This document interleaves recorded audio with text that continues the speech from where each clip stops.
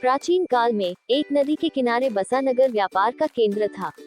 फिर आए उस नगर के बुरे दिन, जब एक वर्ष भारी वर्षा हुई। नदी ने अपना रास्ता बदल दिया।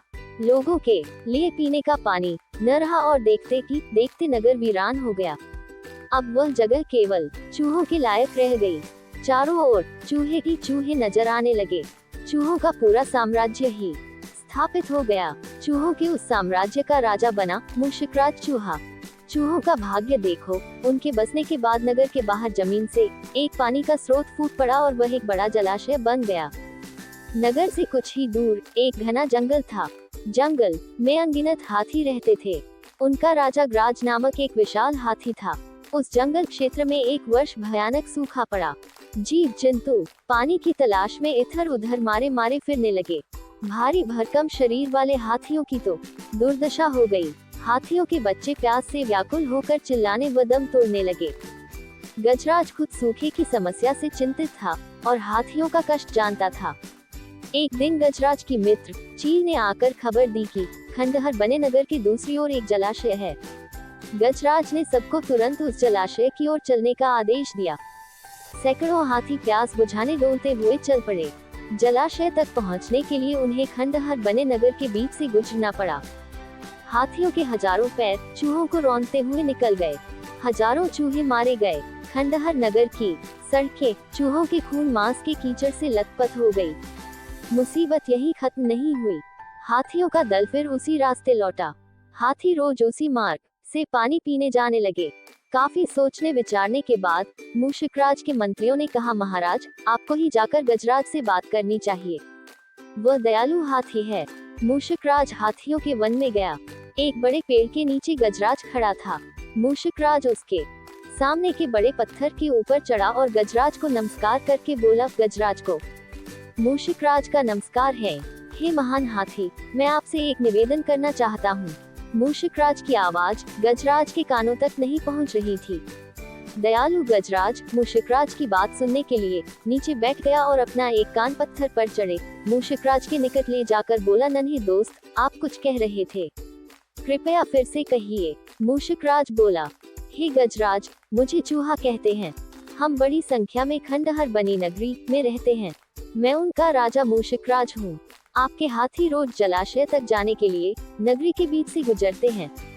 हर बार उनके पैरों तले कुचले जाकर हजारों चूहे मरते हैं।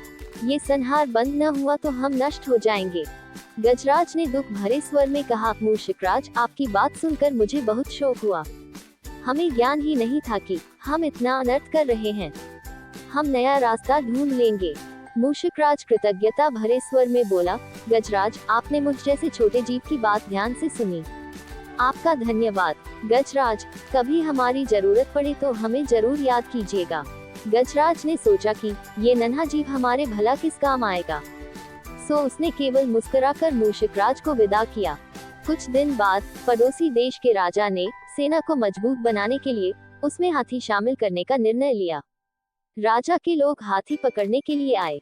जंगल में आकर वे चुपचाप कई प्रकार के जाल बिछाकर चले जाते और सैकड़ों हाथी पकड़ लिए गए। एक रात हाथियों के पकड़े जाने से चिंतित गजराज जंगल में घूम रहे थे कि उनका पैर सूखी पत्तियों के नीचे छल से दबाकर रखे रस्सी के फंदे में फंस गया। जैसे ही गजराज ने पैर आगे बढ़ाया, रस्सा कस गया। रस्से का दूसरा सिरा एक पेड़ के मोटे तने से मजबूती से बंधा था। गजराज चिंघाड़ने लगा। उसने अपने सेवकों को पुकारा, लेकिन कोई नहीं आया। कौन फंदे में फंसे हाथी के निकट आएगा। एक जंगली भैंसा गजराज का बहुत आदर करता था। जब वह भैंसा छोटा था तो एक बार वह एक गड्ढे में जा गिरा था। उसकी चिल्लाहट सुनकर गजराज ने उसकी जान बचाई थी। चिंघाड़ सुनकर वह दौड़ा और फंदे में फंसे गजराज के पास पहुंचा। गजराज की हालत देख उसे बहुत धक्का लगा। वह चीखा, ये कैसा अन्याय है। गजराज, बताए क्या करूं? मैं आपको छुड़ाने के लिए अपनी जान भी दे सकता हूं। गजराज बोले, बेटा, तुम बस दौड़कर खंडहर नगरी जाओ और चूहों के राजा मूषिकराज को सारा हाल बताना।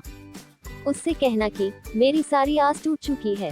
भैंसा अपनी पूरी शक्ति से दौड़ा दौड़ा मूषिकराज के पास गया और सारी बात बताई। मूषिकराज तुरंत अपने 20-30 सैनिकों के साथ भैंसे की पीठ पर बैठा और वो शीघ्र ही गजराज के पास पहुँचे।